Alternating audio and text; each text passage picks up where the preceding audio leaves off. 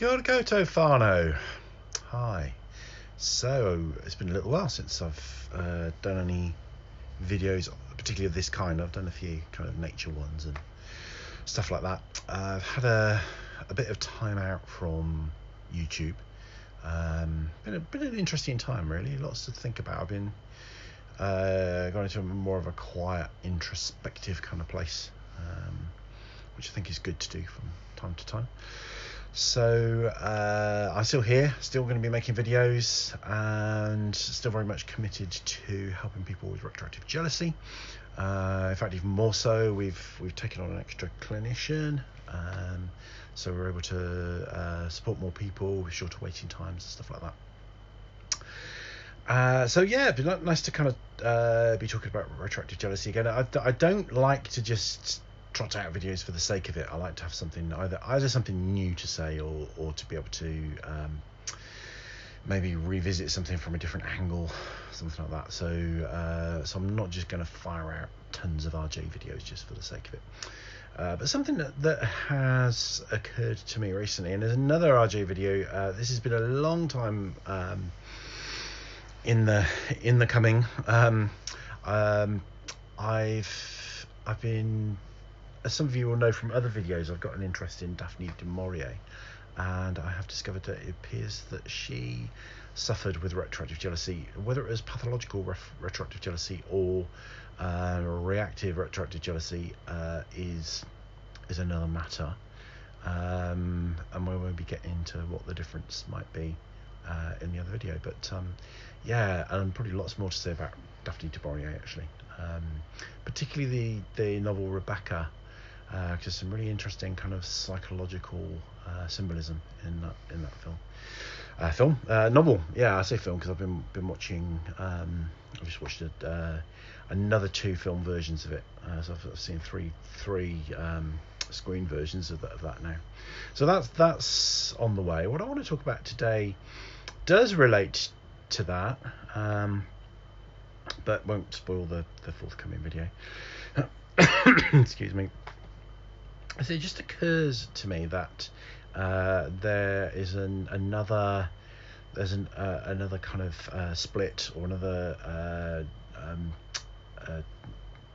different types of retroactive jealousy where you can characterize it in different ways.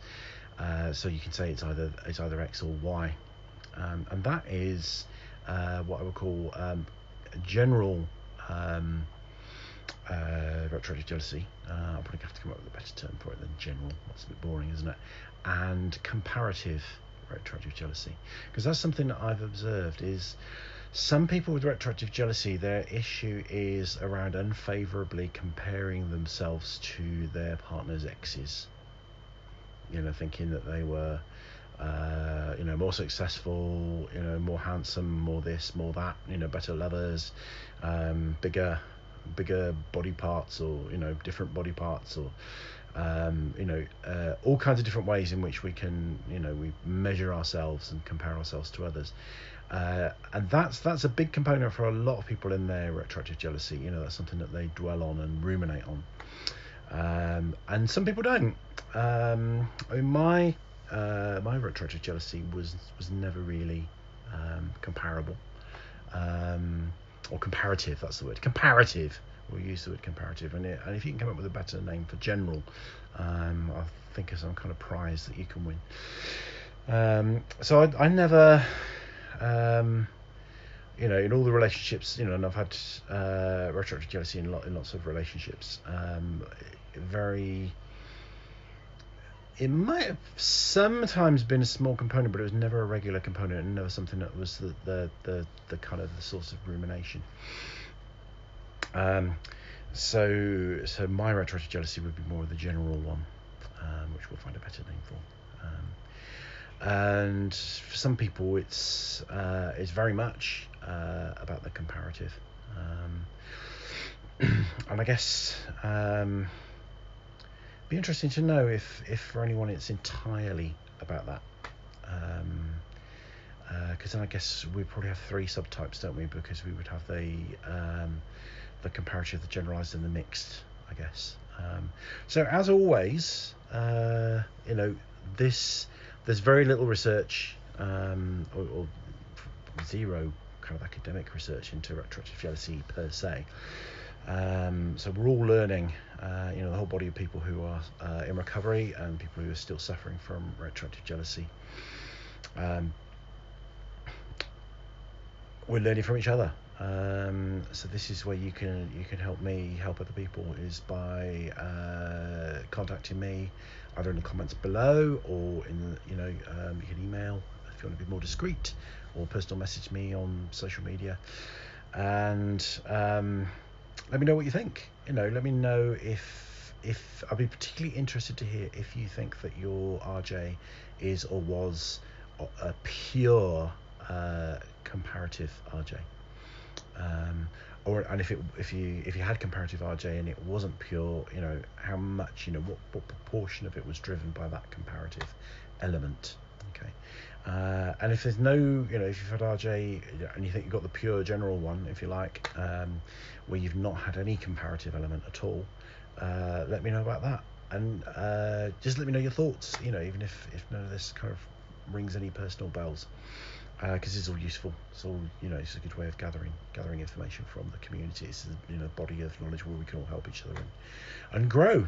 Okay, so that's it. Like I said, more to come. Tantalizing teaser of Daphne du Maurier, Rebecca, a little bit more about retroactive jealousy. She's such a fascinating character, Daphne du Maurier. If you like Daphne du Maurier, I do have another video on her, and a little kind of surprise experience that I had that relates to Daphne du Maurier.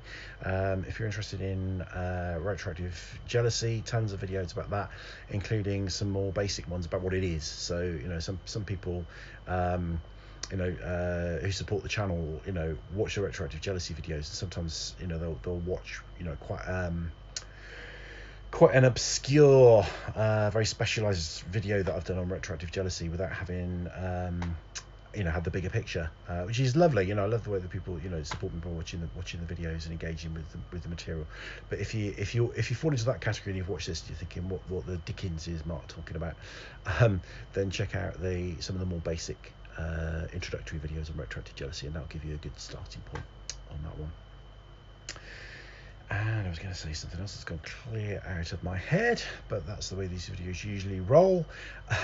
That's it. What I'm going to do is I'm going to put a link to this video and add it to not years ago, but probably about a year and a half ago, I guess.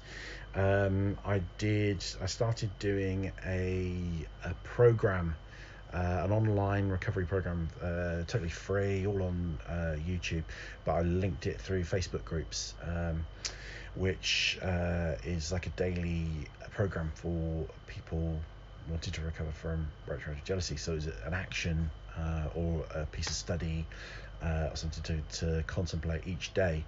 And the goal was to do 100, and I think I got to about 35, and then I paused. I'm not going to say I stopped. I paused.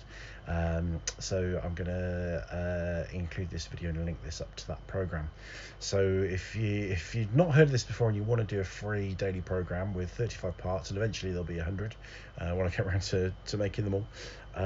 So what they do, they're not all new material. Some of it's just linking to other videos, but there's kind of they're all kind of key elements, things that you need to know for recovery, or exercises to do, or suggestions, or actions.